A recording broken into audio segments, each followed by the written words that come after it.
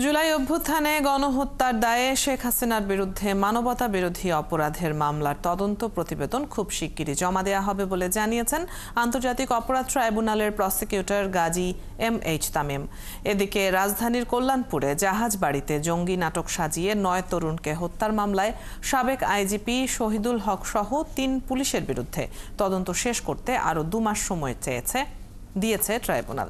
বিস্তারিত জানাচ্ছেন সৈকত সাদিক।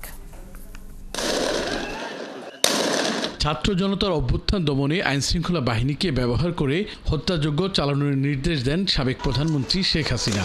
আইনশৃঙ্খলা বাহিনীর গুলিতে মারা যায় 1.5 সহস্রাধিক নিরস্ত্র ছাত্র জনতা।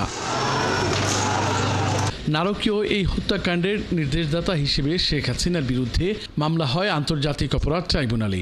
মামলার তদন্ত কাজ প্রায় শেষ পর্যায়ে। খুব শিগগিরই তদন্ত সংস্থা প্রতিবেদন জমা দেবে বলে জানিয়েছে প্রসিকিউশন। তদন্ত সংস্থার পক্ষ থেকে যে তদন্ত কার্যক্রম চলছে তার মধ্যে সবচেয়ে বড় এবং বৃহৎ যে তদন্ত, তৎকালীন সাবেক প্রধানমন্ত্রী শেখ হাসিনার বিরুদ্ধে তদন্ত প্রতিবেদন, আশা করছি খুব শীঘ্রই আমরা তদন্ত সংস্থার পক্ষ থেকে এই তদন্ত প্রতিবেদন প্রাপ্ত হব। সে প্রচেষ্টায় তদন্ত সংস্থার প্রত্যেকটি তদন্তকারী কর্মকর্তা এবং প্রসিকিউটরসরা দিন-রাত কাজ করে যাচ্ছেন এই জাতিকে একটি ন্যায় বিচার উপহার দেওয়ার জন্য।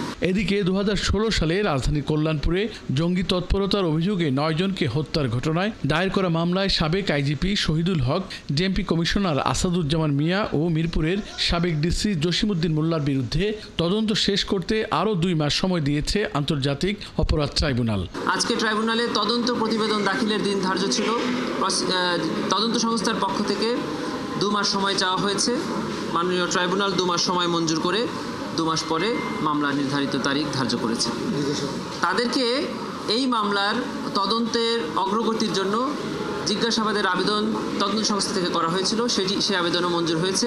অভিযুক্ত পুলিশ কর্মকর্তা মিরপুর জোনের সাবেক ডিসি জসিমউদ্দিন মোল্লার বিরুদ্ধে জুলাই আন্দোলনে সংগঠিত মানবতা বিরোধী অপরাধের তদন্তও চলছে। সৈকত সাদিক, 71, ঢাকা।